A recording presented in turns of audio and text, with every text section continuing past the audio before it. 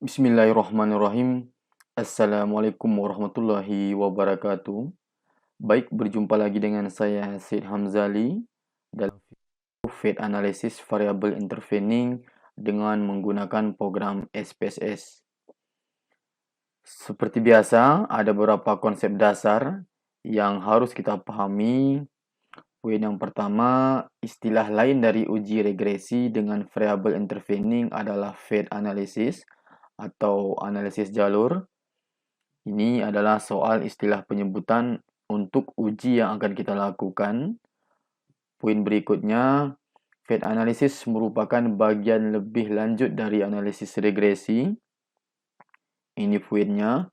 Kemudian, analisis regresi biasanya digunakan untuk menguji apakah ada pengaruh langsung yang diberikan oleh variabel bebas terhadap variabel terikat. Sementara analisis jalur tidak hanya menguji pengaruh langsung saja, tetapi juga menjelaskan tentang pengaruh tidak langsung yang diberikan variabel bebas melalui variabel intervening terhadap variabel terikat. Ini adalah konsep dasar Fate Analysis.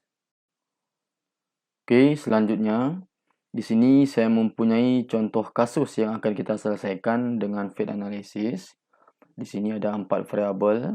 Yang pertama, gaya kepemimpinan, lingkungan kerja, motivasi, dan kinerja guru.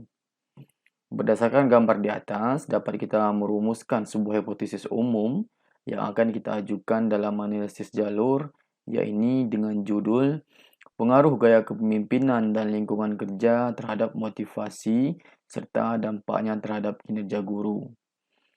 Sementara itu, hipotesis yang akan kita uji satu persatu antara lain yaitu yang pertama, pengaruh X1 dan X2 terhadap Y. Jadi di sini pengaruh gaya kepemimpinan dan lingkungan kerja terhadap motivasi. Yang kedua, pengaruh X1, X2, dan Y terhadap Z. Jadi di sini pengaruh gaya kepemimpinan, lingkungan kerja, dan motivasi terhadap kinerja guru. Kemudian yang ketiga, pengaruh X1 dan X2 melalui Y terhadap Z. Yaitu pengaruh gaya kepemimpinan dan lingkungan kerja melalui motivasi terhadap kinerja guru. Ini adalah analisis jalurnya. Kemudian langkah selanjutnya itu untuk langkah analisisnya. Seperti biasa, langkah-langkah Fate Analysis dengan menggunakan program SPSS. Ini kita mulai dengan input data, kemudian dianalisis, dan terakhir nanti akan muncul output SPSS. Dalam hal ini, kita akan melakukan 2 kali model regresi. Jadi, nanti ada model regresi pertama dan model regresi kedua. Oke, sekarang kita langsung praktek. Kita buka program SPSS. Baiknya, kita klik di variable view. Kemudian di variable name ini kita tulis X1, X2, Y, dan Z. Kemudian di variable name kita tulis gaya kepemimpinan, lingkungan kerja, motivasi, dan kinerja guru. Kemudian kita lihat di data view, ini sudah ada variabel X1, X2, Y, dan Z. Kemudian di sini ada data penelitian yang sudah saya kumpulkan. Di sini bisa kita lihat ada X1, X2, Y, dan Z.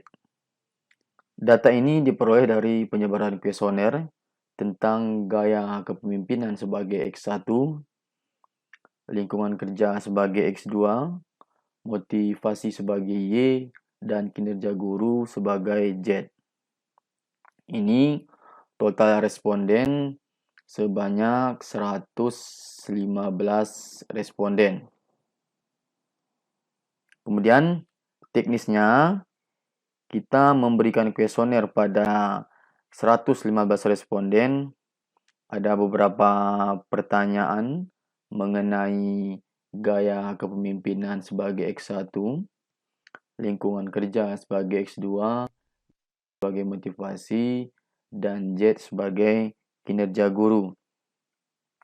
Kemudian di sini saya mengambil skor total dari jawaban responden tersebut sehingga diperoleh data penelitian sebagaimana tampil di program Excel ini.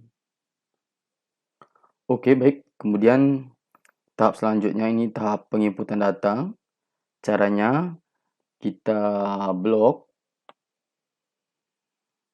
data penelitian sampai ke bawah, sampai ke 115.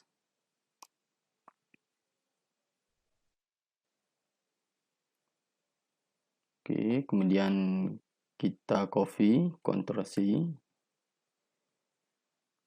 Dan terus kita buka program SPSS, langsung kita paste di sini, Ctrl V. Kita tunggu prosesnya. Kemudian kita cek apakah data sudah 115.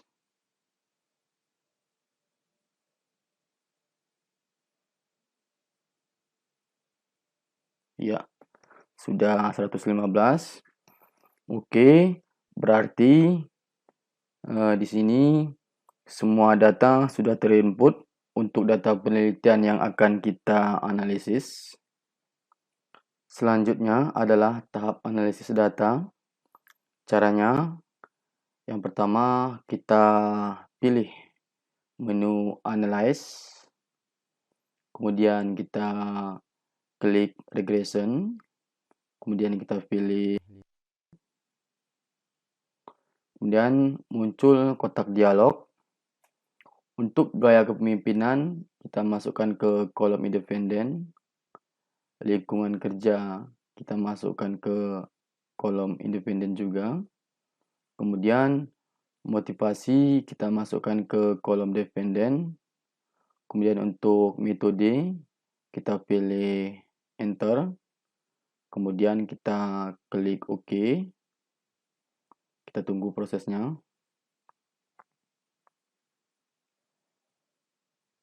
Baik, di sini sudah muncul output SPSS untuk model regresi yang pertama. Oke, berikutnya kita akan membuat model regresi yang kedua, karena memang ada 2 kali model regresi untuk path analysis atau analisis jalur. Caranya sama, kita klik Analyze, kita pilih Regression, kemudian kita pilih Linear. Kemudian data yang sudah kita masukkan pertama tadi, kita keluarkan dulu dengan cara klik Reset. Kemudian selanjutnya variabel gaya pemimpinan kita masukkan ke independen, lingkungan kerja kita masukkan ke independen, dan motivasi kita masukkan ke independen. Kemudian kinerja guru ini kita masukkan ke dependen. Metodenya masih tetap, yaitu dengan menggunakan metode Enter. Kemudian selanjutnya kita klik OK.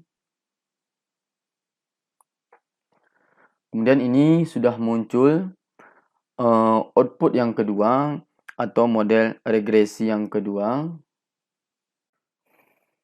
Langkah seterusnya adalah untuk memaknai dari hasil output regresi pertama dan regresi kedua. Kita lihat ini output regresi pertama, kemudian di bawahnya output regresi kedua. Untuk itu, mari sama-sama kita bahas di sini. Yang pertama ini sudah saya siapkan penjelasannya. Yang pertama, untuk menghitung koefisien jalur. Pada tahap ini, kita akan menghitung koefisien jalur model 1 dan koefisien jalur model 2. Adapun penjelasannya sebagai berikut. Koefisien jalur model 1 Ini mengacu pada output regresi model 1 pada bahagian tabel koefisien. Kita lihat pada tabel koefisien. Ini adalah tabel koefisien. Dapat diketahui bahawa nilai signifikansi dari kedua variabel X1 iaitu 0,000 dan X2 0,000 lebih kecil dari 0,05. Kita lihat di sini. 0,00, baik itu gaya kepemimpinan dan lingkungan kerja. Hasil ini memberikan kesimpulan bahawa regresi model 1 atau yang pertama, iaitu variabel X1 dan X2 berpengaruh signifikan terhadap Y. Atau gaya kepemimpinan dan lingkungan kerja berpengaruh signifikan terhadap motivasi. Kemudian selanjutnya kita lihat besarnya nilai R² yang terdapat pada tabel model summary. Kita lihat tabelnya ini. Ini adalah sebesar 0,407. Hal ini menunjukkan bahawa sumbangan pengaruh X1 dan X2 terhadap Y adalah sebesar 40,7%. Sementara sisanya 59,3%. Angka ini didapat dari 100% dikurang 40,7%. Sehingga kita peroleh sisanya sebesar 59,3, yang merupakan kontribusi dari variabel-variabel lain yang tidak dimasukkan di dalam penelitian atau yang tidak kita teliti. Artinya, pengaruh X1 dan X2 secara simultan atau bersama-sama iaitu sebesar 40,7%. Okey. Sementara itu, untuk nilai E1, ini kita lihat nilai E1 dapat dicari dengan rumus E1 sama dengan akar 1 kurang 0,407. Kita lihat, berarti dikurang dengan R² tadi ya. Hasilnya menjadi 0,7701. Dengan demikian, diperolehlah diagram jalur model struktur 1 sebagai berikut.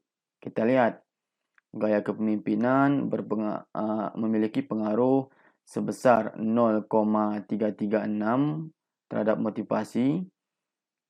Kemudian lingkungan kerja memiliki pengaruh sebesar 0,403. Ini dapat kita lihat di tabel koefisien. Posisinya di sini ya.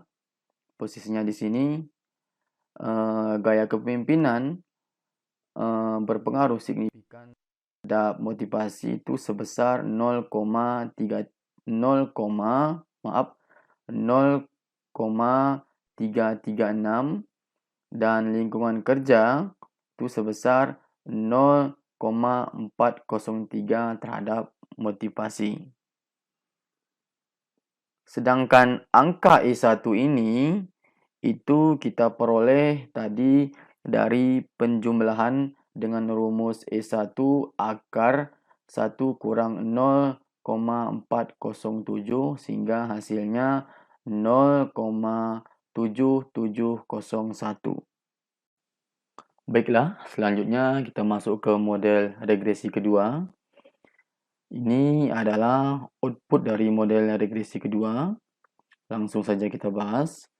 Yang pertama, berdasarkan output regresi model kedua pada bahagian tabel koefisien, diketahui bahawa nilai signifikansi dari ketiga variabel iaitu X1 sebesar 0,026, X2 sebesar 0,043 dan Y sebesar 0,000.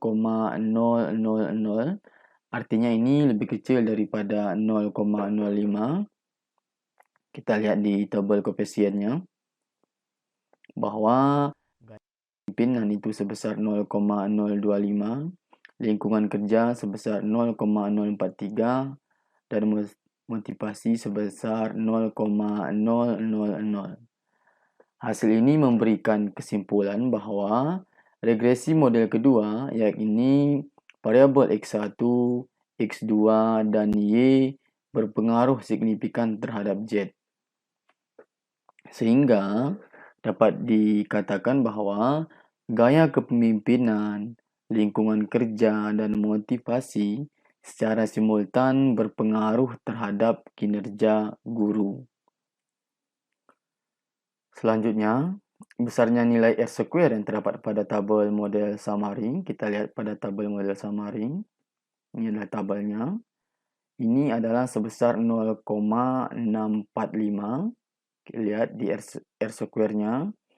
Hal ini menunjukkan bahwa kontribusi X1, X2, dan Y terhadap Z adalah sebesar 64,5%. Sementara sisanya 35,5%. Angka 35,5% ini diperoleh dari 100% dikurang dengan 64,5%, sehingga sisanya menjadi 35,5%. Ini merupakan kontribusi dari variabel lain yang tidak diteliti. Kemudian untuk nilai E2, karena ini model regresi kedua, maka notasinya berubah menjadi E2 dengan rumus akar 1 kurang 0,645 atau R-square, sehingga menjadi sebesar 0,5958. Dengan demikian, diperolehlah diagram jalur model struktur kedua sebagai berikut. Ini adalah model struktur kedua. Kita lihat di sini bahwa gaya kepemimpinan itu memiliki pengaruh terhadap kinerja guru sebesar 0,156. Ini dapat kita lihat di tabel koefisien. Kita lihat itu dari standardized koefisien beta. Ini ya, gaya kepemimpinan memiliki pengaruh terhadap kinerja guru itu sebesar 0,156. Sedangkan lingkungan kerja memiliki pengaruh terhadap kinerja guru itu sebesar 0,146. Kita lihat di tabel koefisien. Lingkungan kerja memiliki pengaruh terhadap kinerja guru itu sebesar 0,146. Sedangkan motivasi itu memiliki pengaruh terhadap kinerja guru sebesar 0,612. Di tabel koefisien kita lihat bahwa motivasi ini memiliki pengaruh terhadap kinerja guru sebesar 0,612. Ini adalah diagram jalur model struktur kedua. Di sini saya harapkan teman-teman bisa memaknai hasil atau angka-angka ini diperoleh dari mana, karena angka ini yang sangat penting untuk memaknai dari hasil regresi untuk variabel intervening atau analisis jalur. Baik, kita lanjutkan. Sekarang kita masuk ke tahap uji hipotesis dan pembuatan kesimpulan. Sekarang kita balik atau masuk lagi ke output regresi pertama.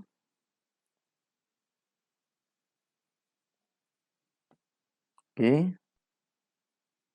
Yang pertama, analisis pengaruh X1 terhadap Y. Dari analisis di atas diperoleh nilai signifikansi X1 sebesar 0,00, artinya lebih kecil daripada 0,05. Kita lihat di tabel koefisien. Artinya di sini gaya kepemimpinan memiliki pengaruh secara langsung terhadap motivasi itu sebesar 0,000, sehingga dapat disimpulkan bahwa secara langsung terdapat pengaruh signifikan X1 terhadap Y. Artinya, gaya kepemimpinan memiliki pengaruh secara langsung dan signifikan terhadap motivasi. Kemudian yang kedua, analisis pengaruh X2 terhadap Y.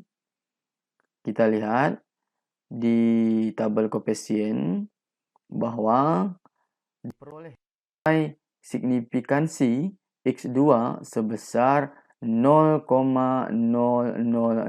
artinya lebih kecil daripada 0,05. Kita lihat di tabel koefisien bahwa lingkungan kerja itu memiliki pengaruh secara langsung dan signifikan terhadap motivasi itu dengan nilai signifikansi sebesar 0,000, sehingga dapat disimpulkan bahwa secara langsung lingkungan kerja atau X2 itu memiliki pengaruh signifikan terhadap motivasi. Kemudian yang ketiga, analisis pengaruh X1 terhadap Z. X1 terhadap Z ini kita lihat di tabel output regression model kedua. Kita lihat di sini di tabel koefisiennya bahwa di sini kita lihat dari hasil analisa itu diperoleh nilai signifikansi X1 sebesar 0,026, artinya lebih kecil daripada 0,05. Kita lihat di sini bahwa pengaruh gaya kepemimpinan terhadap kinerja guru itu sebesar 0,026,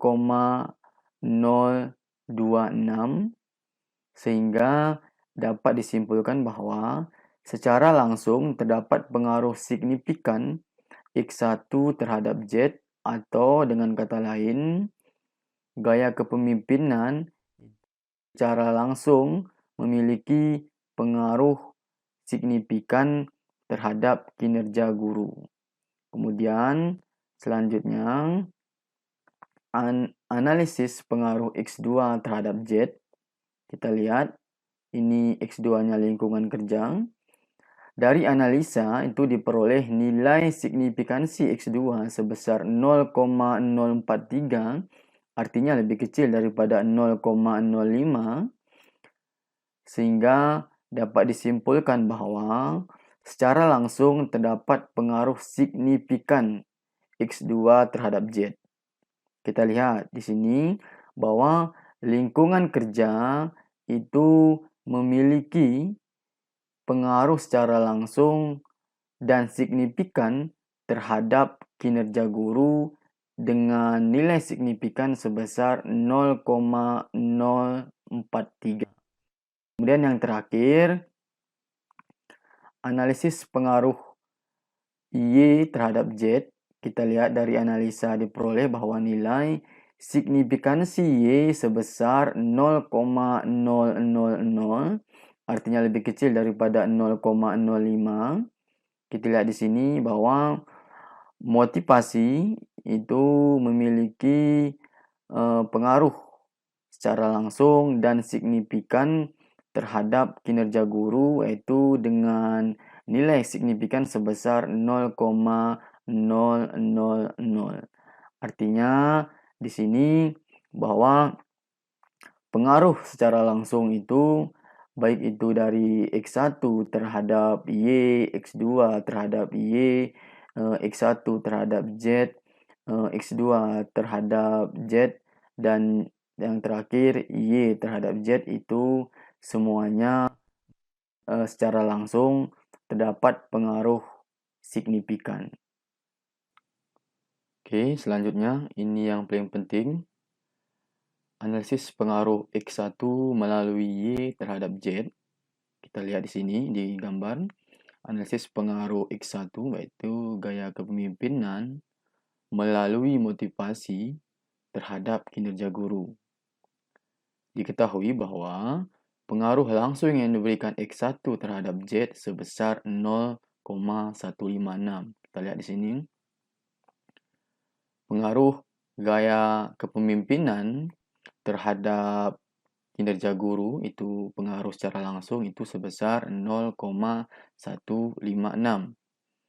Sedangkan pengaruh tidak langsung itu adalah X1 melalui Y terhadap Z, artinya gaya kepemimpinan melalui motivasi terhadap Z itu adalah perkalian nilai beta X1 terhadap Y dengan nilai beta Y terhadap Z. Yaitu artinya di sini gaya kepemimpinan terhadap motivasi dikali dengan motivasi terhadap kinerja guru. Nah, kita lihat di sini bahwa gaya kepemimpinan itu terhadap motivasi itu sebesar 0,336. Sedangkan 0,612 ini adalah nilai motivasi terhadap kinerja guru, itu 0,612. Maka pengaruh tidak langsungnya adalah itu sebesar 0,206. Artinya ini nilai dari gaya kepemimpinan terhadap motivasi itu sebesar 0,0336 dan motivasi terhadap kinerja guru itu 0,612. Maka pengaruh total yang diberikan X1 terhadap Z adalah pengaruh langsung ditambah dengan pengaruh tidak langsung. Pengaruh langsung tadi itu sebesar 0, ini pengaruh langsungnya 0,156. Sedangkan pengaruh tidak langsung tadi itu sebesar 0,206. Sehingga untuk pengaruh totalnya adalah pengaruh langsung ditambah dengan pengaruh tidak langsung itu sebesar 0,362. Berdasarkan hasil perhitungan di atas, diketahui bahwa nilai pengaruh langsung sebesar 0,156 dan pengaruh tidak langsung itu sebesar 0,206. Yang berarti bahwa pengaruh tidak langsung lebih besar dibandingkan dengan nilai pengaruh langsung. Hasil ini menunjukkan bahwa secara tidak langsung X1 melalui Y mempunyai pengaruh signifikan terhadap Z. Artinya, secara tidak langsung, gaya kepemimpinan ini melalui motivasi terhadap kinerja guru itu mempunyai pengaruh signifikan. Selanjutnya, pengaruh X2 melalui Y terhadap Z, artinya di sini pengaruh lingkungan kerja melalui motivasi terhadap kinerja guru. Diketahui pengaruh langsung yang diberikan X2 terhadap Z itu sebesar 0,146. Kita lihat di sini pengaruh langsungnya.